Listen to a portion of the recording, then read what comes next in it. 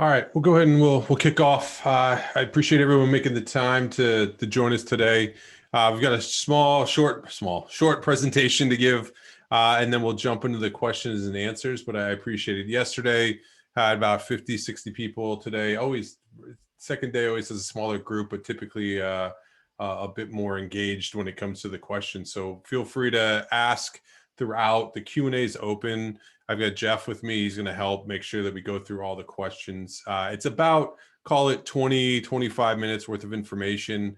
It's a lot of data. So I try to go through it. It's up on the screen for a while so that everyone can take a look at it.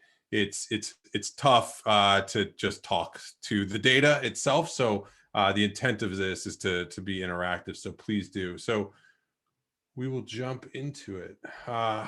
Jeff, just give me a check. Can everyone see the deck? Okay, you're good to go, Lee. All right, cool. All right. Well, like I said, thank you very much. For those of you that are not familiar with what we're doing at Group 337 and the inside is, try to summarize it here because it's sort of ever evolving, but three core groups of our company, which is the insights and strategy side, which is the Group 337. We work with a bunch of access control companies or companies looking to come into the access control industry or work with them. We have the content side, which is the inside. For those of you that have seen the newsletter, if you haven't signed up, there'll be a thing here where you can find out where. But we're also producing content online and really trying to create a platform and a voice, sort of what the marketplace is and where it's going.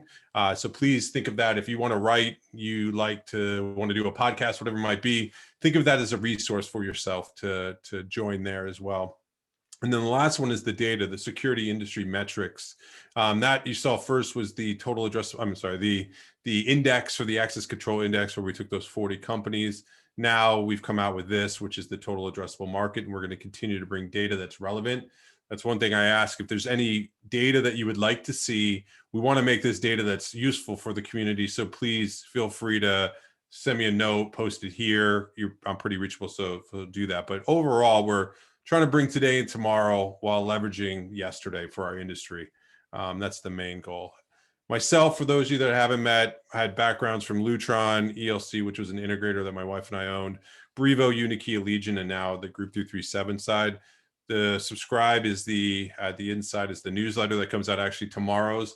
Pretty excited about tomorrow's. It's actually a conversation that I've had with myself, but for some of you around two events that happened last week. You had the Verkada issue, we'll call it, and then also Rise getting purchased by VTS. And a post that I did where LinkedIn actually grabbed that and made it part of its newsletter. It was pretty cool, but it opened up a whole new sort of a group of people being the mainstream that commented on there. And it opened my eyes to really this trust opportunity and issue we currently have now as an industry that I don't know if we've talked enough about it. So posted some questions in there. So I look forward to getting that to you tomorrow. That's the website. You can text me. That does go actually to my phone. For those that use it, please do that. You find me on LinkedIn and my Twitter handle, and then also on email. So feel free to reach out. We talked about that. One thing we do have coming up from the security industry metrics side is we actually are going to do a conference in the fall, which is going to be centered around business in our industry. It'll be here in DC, small group, fingers crossed we could get together and do that, as well as live streams. So keep an eye out for that, but we're going to continue to bring data, have other people from the industry come and talk about data points that are important, and then do benchmarking and things like that that can really give some insights into where the business is at, but then also useful stuff that are actionable within your own business. So that's the plan for that. Plus it'll be fun and we'll do a nice job with it. So the question, what dates and time frame for DC? It's going to be, right now our goal is to have it be in October in the fall and be a Tuesday. It'll be a 9 to about 4 is the plan, with lunch in between. High paced, really nicely done again, and it'll be also streamed. So I'm excited to do that, but it'll be a benchmarking is the big sort of plan for that. So all right, so let's jump into this because I know you all are busy. So we'll dig into the numbers. But so what we set out to do here is, what is the real total addressable market for the access control industry? It's a question we got asked. It's also something that really always aggravated me in working with some of the companies in the industry that are outside our industry that would come in with data that showed it being, $10 billion opportunity, when I knew it was bigger. And from the people within the industry we talked to, we knew it was bigger. As well as I think as an industry, if we want to be messaging and having a point of view, we need to be able to center around some of this data and sort of open up and have a conversation and sort of really have a voice in what people are saying about our industry. You can see it from the analysts that are externally as well as the ones internally. So this is the opportunity, in our opinion, to define what that marketplace is. It's an ask for you to participate as well. This is by no means a single point of data. This is many, many points of data, and it's really a collaborative approach. So looking for the feedback, but let's think about this as this is our volley as an industry of how we see our market growing and what we see it as. I've already seen in just a short period of time a couple investor decks from some startups, and they're starting to use the data and communicate it. So it's hopefully will grab hold and continue. But by all means, let's beat it up so that it's actually usable and appreciated. So how we did it is we worked with a handful of access control companies, a couple, and some industry experts as well that have reviewed the data and gone through it. So feel very, very strong as far as where this data comes from, as well as the methods that we've put behind it. We compiled a bunch of existing public data as well from reputable sources that you've seen, put all of that together and applied the numbers to get what you have here. So we'll jump into the results. So for 2021, we are saying the global access control industry, it's a $70 billion total addressable market. It's US dollars. Now, you saw before we said 71, but this hopefully shows we went through the math and we found we took a haircut of $1 billion off of what it was. But that is the number as far as we see it. And that's made up of really two things. It's the 28 billion in hardware. That's usually the number that you see the external resources talk about of the marketplace. Is they usually do a hardware number, and it's usually based off of historical data with a little bit of a growth into it. But when we looked at it, and we'll talk about what's involved in that, it was a $28 billion hardware opportunity and a $42 billion SaaS opportunity. Now, of that 42 billion in SaaS, 21 of it is the commercial real estate SaaS, and the other 21 is multifamily SaaS. So we broke those two on the SaaS side. Commercial real estate, sort of the high rises and commercial buildings as you see it, and then multifamily specifically. So we saw those as two completely different markets, and we believe that there's a $21 billion in each opportunity on SaaS fees. The marketplace is, if you look at some of the data, the only one that we could find really, it talked about penetrated into the SaaS side was from Omdia, which talked about it being about 10%. You can plus or minus that, that's fine. I think the overall thing to understand here is that the overall penetration of that 42 billion in SaaS is pretty low. So big headroom, a lot of opportunity. We are definitely seeing, when I get asked, like, what is the major shifts we see in the industry? One of them is the introduction and appreciation more than anything else. It's not really introduction because it's been around, but the appreciation for the SaaS side of the business as well as the hardware. It's no longer as software is just a feature of the hardware products. It's now actually, in a lot of cases, the hardware is a feature of the SaaS. We're starting to see that shift. Personally, I think it's a blend of both, and they both exist in the world. So when we looked at it too, you have 4% GDP growth. It's about an $81 billion total addressable market by 2025 with a 20% CAGR for that SaaS services growth that we see. So it's going to grow and continue to go.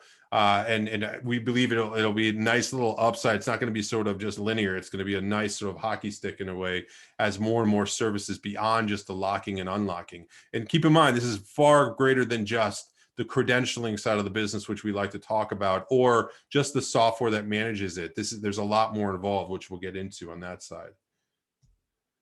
So here's the details behind it. We took the geography view of this. So this is US and Canada together, Latin America, which we included Mexico into that, 16 countries in the EU, including the UK. For those of you there, don't yell at me, but we lumped all of them together. And then what we called rest of world. And that rest of world, though, excludes China. That number is definitely hard to find on the Chinese side. So we just extracted it because it somewhat poisoned the the data that we would have on here, because we couldn't find data that made a lot of sense for that marketplace. It's very different, very hard. So we just excluded that. You can extrapolate out and what you believe it is for China, but those are the marketplaces that we found for the data. On the SaaS side, in the categories of what we included in that. So in the SaaS end of it, it was commercial real estate, multifamily apartments, and multifamily common areas. We broke the common areas and the tenant rooms apart in the data that we put together, but lumped them all together to get that 40 to 41 billion that you saw before in the commercial real estate, like we said. Inside of the SaaS fees, it consists of access control, visitor management, intercom, package delivery, guest access, elevator control, smart apartments, self-guided touring, connectivity, onboarding, offboarding capabilities, API integration, and ID syncing. Basically everything that we could identify as sort of value in SaaS currently now. And we excluded the single family home and rental marketplace. We didn't think that was actually a marketplace that was included into this. That's sort of separate on the consumer side. On the product end, when we looked at the hardware side, we looked at access control, smart locks, mobile credentials, video intercom, and visitor management. Those were the disciplines that we saw on the hardware side. All right. Here we go. Now, we thought it was important also to address that this is different than, the definition of SaaS versus RMR versus managed services. We did not include managed services in this. That was separate. And SaaS is that software licensing that you see, sort of the delivery method of the software that's inside the marketplace. On the RMR side, this is the monthly payment of services and products. So it's very different than the SaaS side. They're somewhat coupled together in a lot of ways, but they are separate. So when we're talking about it, it's SaaS, it's not managed services, and we're not talking about RMR, it's the overall software services, okay? So these are the data and assumptions that we use to calculate the numbers based off of the regions that we said in those categories that we had in there. For the key pivotal part that we had here was a couple of access control companies opened up for us, and we were able to use linear regression. Yes, I said linear regression, to do statistics to come up with what we believed was the median square foot per door. And when we looked at the multifamily, we looked at the commercial real estate, we looked at a bunch of data from Dun & Bradstreet and a bunch of other stuff to put together this linear regression to come up with the median square foot per door. We had to start somewhere as far as getting an idea of how many doors per of those units, if you would, are there in the marketplace to come up. And what we had was there is 1,847 square feet per door. So when you looked at the total square footage number, that you divided that by the 1847, that gives you how many doors per square feet. When we looked at it, it was a 0.0054, but that doesn't matter. It's sort of the inverse of the square footage, but that's sort of the pivotal side of data that we were able to get by working with a handful of access control companies. Then we made some assumptions. We looked at smart locks, versus wired lock ratio, and looked at those numbers, did a bunch of stuff with GDP, looked at market value ratios, some conversions of square meters and square foot. When we did the data, doors per MDU common area, we made an assumption, because again, I said we did common area and then tenant doors to look at the different SaaS fees that were there. And when we did that, we said, we assumed about $15 doors per MDU. You can go up and down, but again, there's not gonna be a drastic swing in the numbers. GDP numbers, some ratios at Canada US.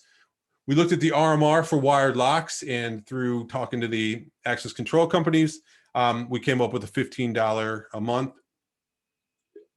which is about 180 it is 180 US dollars. And then when we looked at the RMR for smart locks, we looked at that about $10 ARR, which gave us about $10 RMR, which gave us $120 ARR.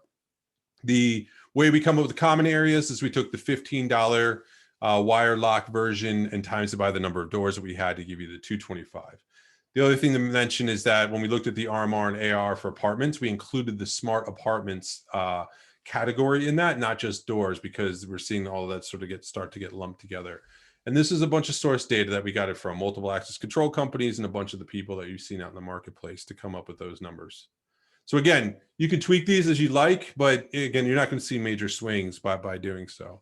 So when we broke that down, we saw 41.8, but that 42 we round up to the total ARR, which is broken up into those two. So the commercial, or the three, the commercial real estate SaaS fee of 20.64, the MDU units themselves, the 15.64, and the common areas around 5.52 billion to give you that 42 billion. When we looked at the CRE SaaS, how we broke it out, this is a bit of an eye chart, but just to show you the math behind it, because we're going to be very transparent. We're going to publish this so people can look at it and use it. But we collected the square footage. We looked at the gross doors versus wired and smart. We did percentage of penetration. We took through talking to people what we believed was the percentage of penetration of these smart doors, wired and not, and looked at them from like a 70% versus 65%. You can play with those numbers. Again, not huge swings, but that's our best sort of guesstimate, if you would, on what we believe the penetration was. Same thing. And then when you take the gross doors times the penetration number, that gives you those. And then you apply the ARR to give you that 20.64 billion in ARR for commercial real estate. When you looked at MDU, same type of model that we use there as well to collect that data. Again, you take the total MDU units by the TAM, the penetration amount that we believe is there, take the gross doors times that TAM percentage, gives you that, times it by the ARR, which gives you the 15.64.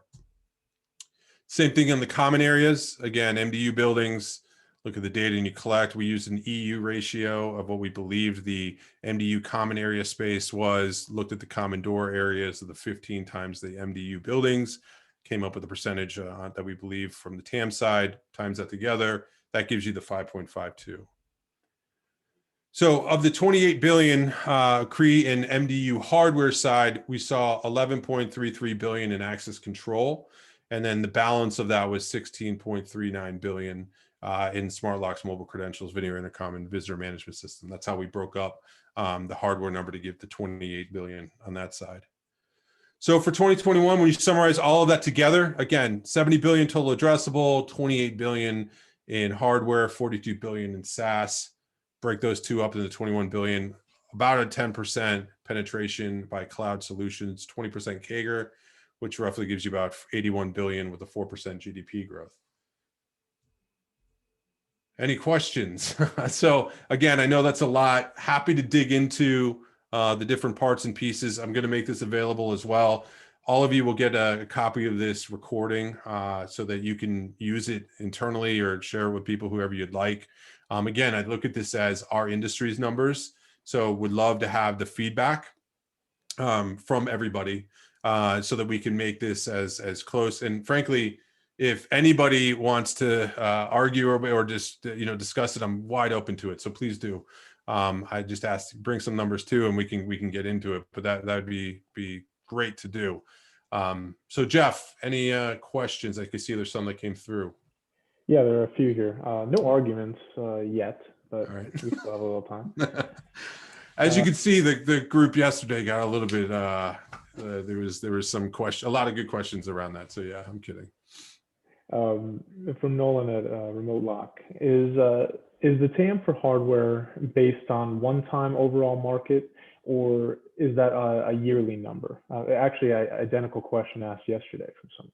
Yeah, so it's a snapshot in time from like 2020 in growth. So it's the addressable market for now as we look at it for 2021, but it's based off of numbers from the past in growth. Yes.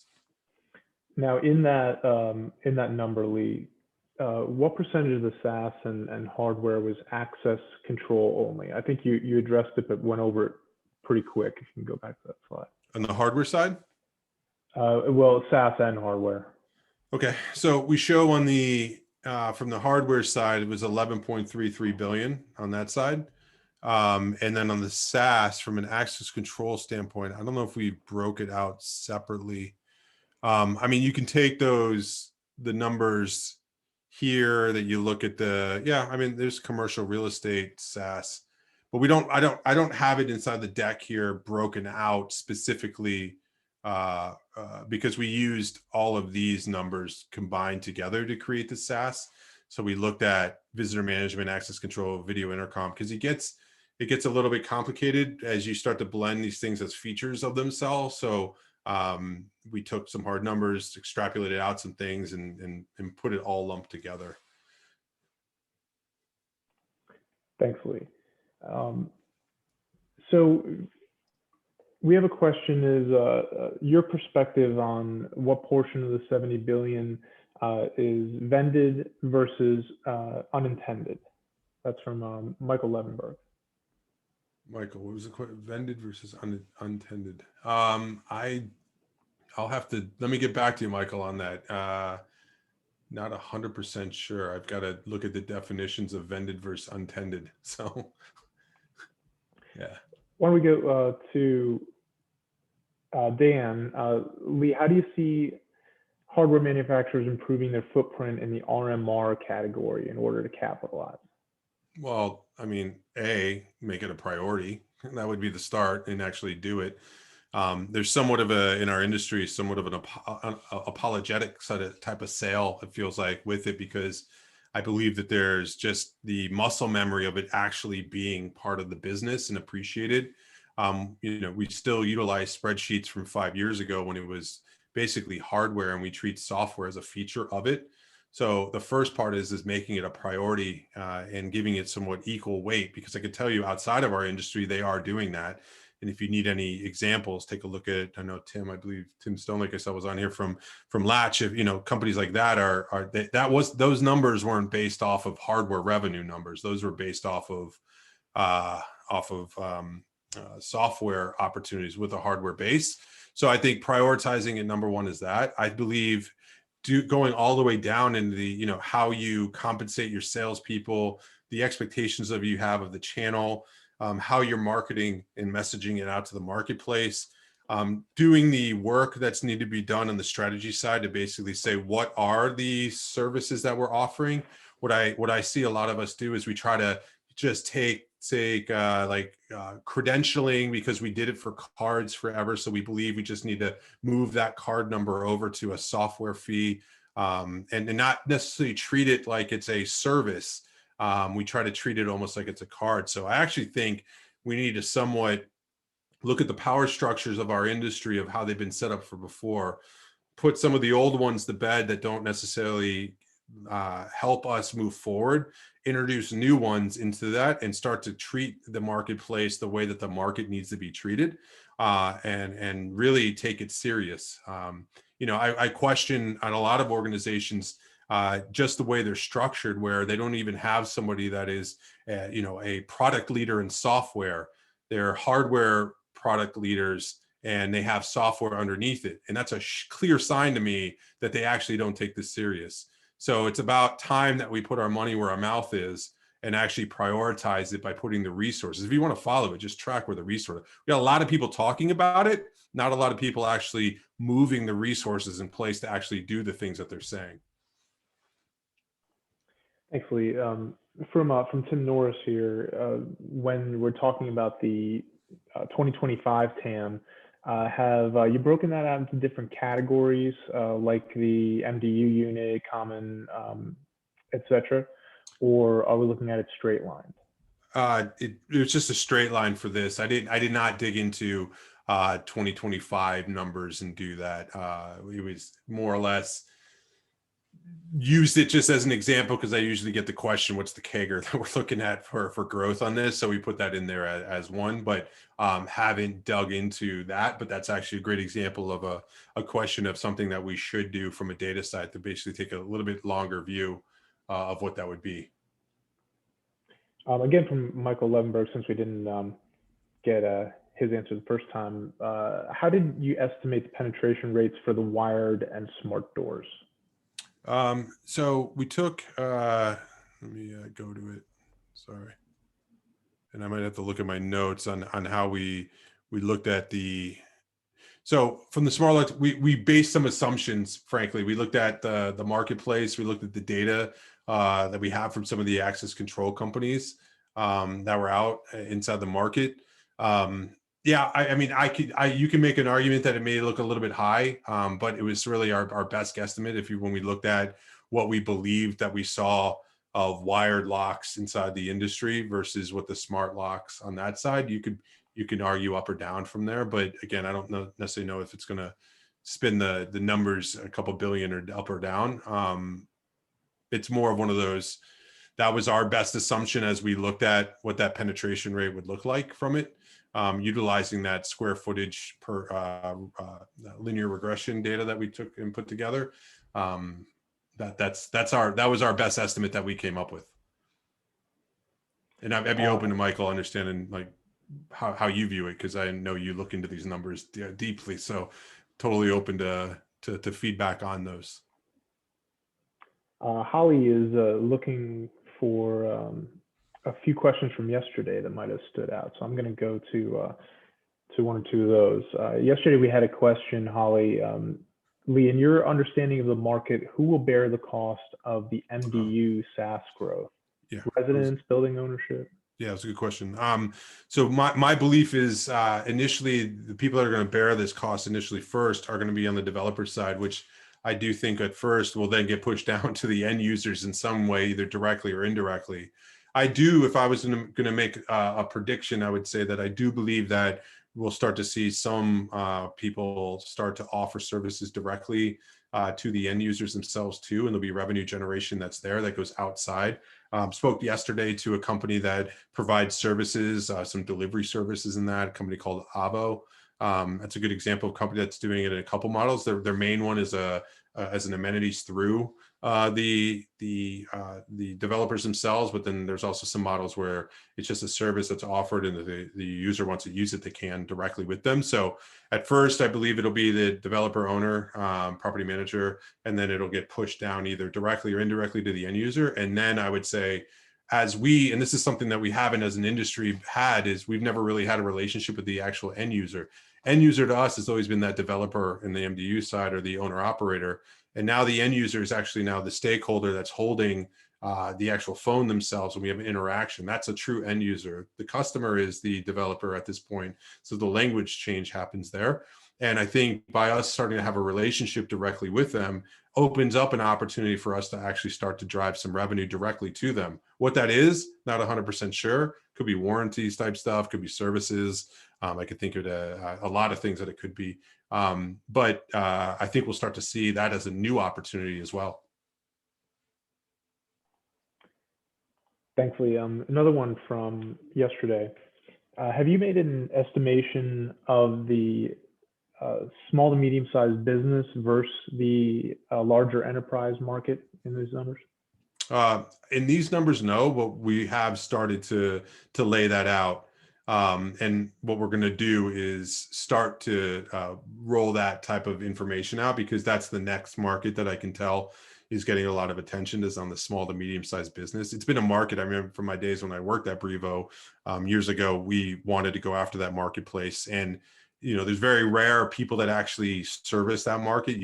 I think I see it through distribution more than anywhere else. But I think we'll start to see either from the consumer side moving up, like an alarm.com, or people try to start to move down into that marketplace that'll be personal, or new players that have been around that we haven't talked about. Older players like Honeywell service that market through distribution well. You got PDK services it well in that regard. And then you have some new ones like ZK Techo.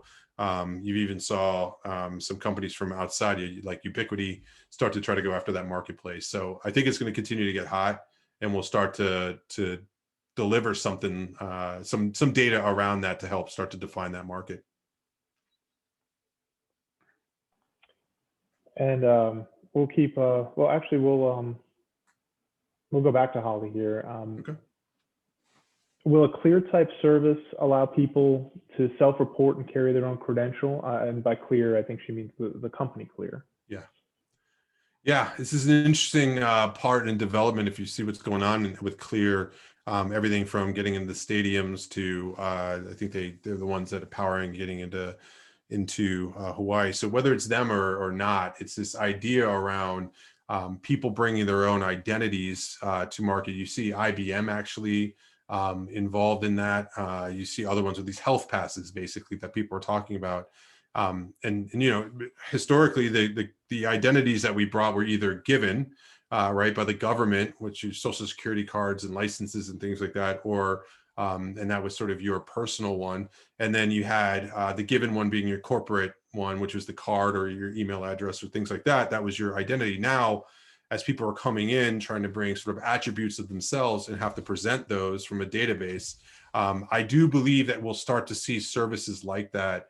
That's a good example of a SaaS service. So, still trying to figure out how it all actually is going to play out and whether the marketplace is actually going to want to do that. It's interesting to see if there'll be permission, even though places want to have that happen. You can imagine that there'll be people that, if you have to come to a meeting and share data, personal data, like have you been vaccinated, you may or may not feel comfortable doing that. So you may say, hey, just meet me outside because I don't want to go in your building. So I'm curious what that will be like. But then there'll be some places like if you want to fly, you're going to have to do it. And if you don't fly, drive your car, I guess. So it'll, there'll be a little bit of awkwardness and weirdness that's going to happen in the market initially. Some of that stuff may or may not play out, like right now it's a hot topic, but, as you could already see people's attitudes and the way that they work habitually change based off of just getting a vaccine. Take a vaccine, put some time on top of it. And I wonder whether, in all areas that we're talking about right now, where right now we feel it, but I don't know if long-term we'll feel that way at all places, but it'll definitely be a service in areas where you want assurance. And this is where assurance, we've always had assurance being around keeping bad people out. Now we're talking about assurance around wellness and being as a service. I definitely think there's an opportunity. And then us bringing our identity to spaces and the systems having to respond to me presenting myself. That's going to be a shift in how our systems work. And there'll be new players like a Clear or whomever who are going to be the sort of arbiters of truth of who the person is, utilizing third-party services probably to do that.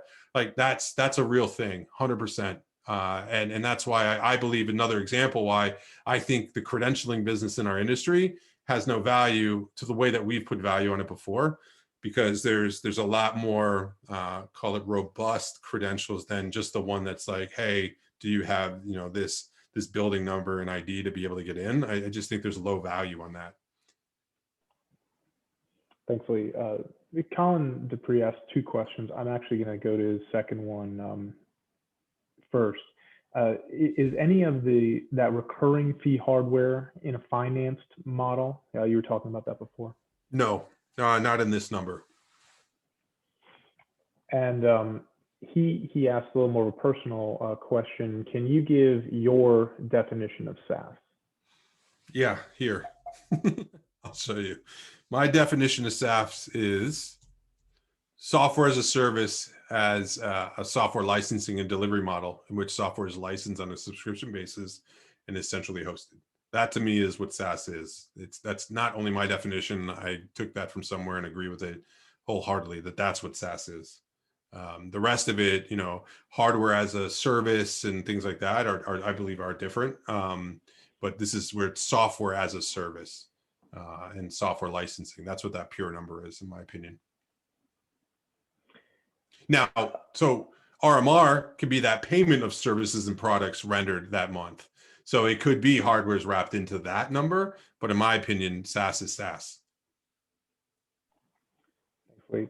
Thanks, Colin. Do you expect a commoditization of hardware and access control? That's a great question. I get this one a lot lately. Yes, I do. I believe there will be not a commoditization to zero. I don't believe in that, but I do believe the margins are going to get squeezed for some of the legacy products. Now, this is where pressure will be put on companies to innovate new products to market to get premiums. We've been pretty lucky as an industry to be able to get premiums on legacy products that have been around for 30 years, which is totally nuts. But just a classic example of our industry. I think some of the brand names that are in the marketplace are going to have a hard time rendering those margins if they just keep doing the same thing over and over again. So, there's a lot of dependencies on that answer. I think if you continue to innovate, if you continue to have IP, if you continue to bring new products to market, then I think you can defend some of those moats on the hardware side.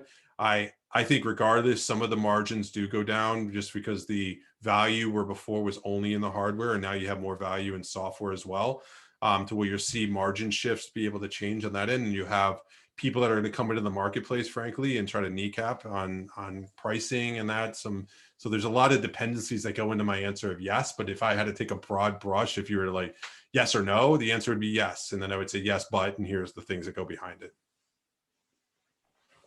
Excellent.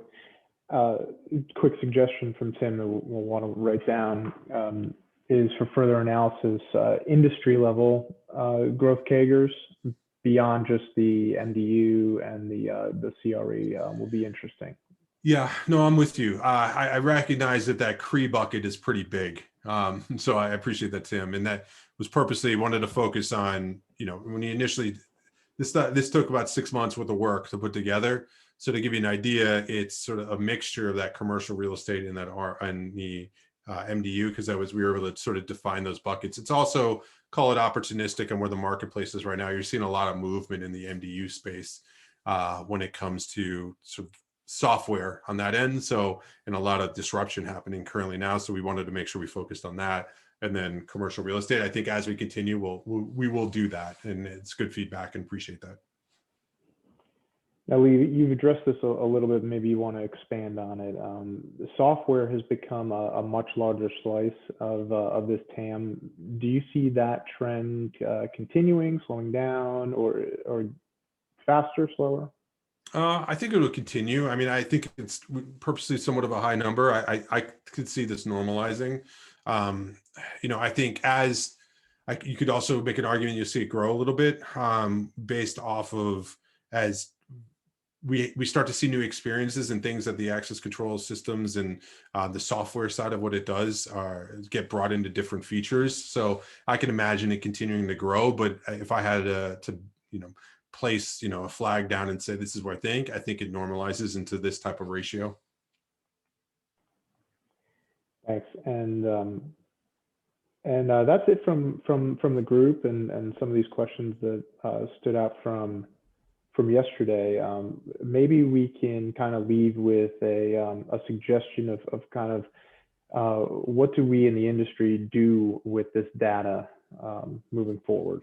Yeah, I think with this data, what we should do with that, thanks Jeff for that sort of softball to me, appreciate that, is I think we need to start using it. I think we need to challenge it. I think we need to use it. I think you should take it and use it as a model to put together the numbers that you think that makes sense, but that use it as a baseline. I think it's better than the 10 billion to 12 billion that every analyst from outside our industry uses. And I also think it's a little bit more realistic than the 100 billion sort of, startup company looking to get money raised is utilizing. So somewhere in between that, 3 trillion number and 10 billion number, I think lies the truth. And I think we're close to it on this end. So my ask would be to challenge it, use it, make it your own, and really try to use the baseline of where the marketplace is going. And we need a clear point of view as an industry of where we think the market is.